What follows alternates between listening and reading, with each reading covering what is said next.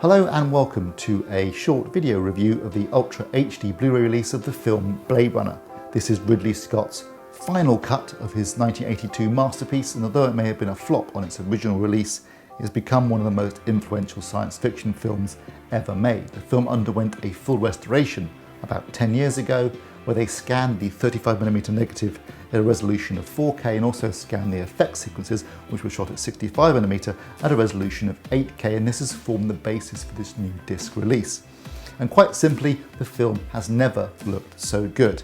Not only has it got a 4K resolution, so there's an incredible amount of detail in the image, but also they've used HDR, high dynamic range, HDR10 specifically, and also wide color gamut to give you an image that's not just full of detail, but has these incredible highlights that give it a real sense of depth and lovely nuanced colors and things like the neon signs in the city. It completely immerses you in the world of Rick Deckard. It is absolutely beautiful. Now, obviously the film was made 35 years ago and shot on 35mm film, which is a photochemical process. So film grain is part of that process and it's to be expected.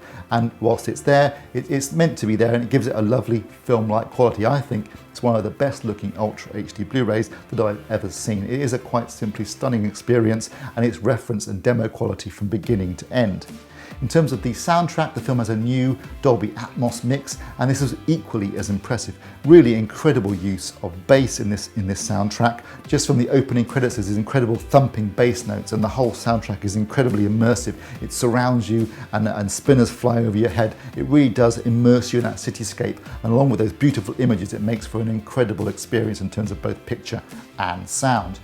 Our only complaint would be that there's no real extras on the UK release, just a 2-disc release with the Ultra HD Blu-ray and the Blu-ray. There are commentary tracks, but that's it. The US release, on the other hand, comes with a disc that includes a documentary Dangerous Days, as well as 3 other versions of the film.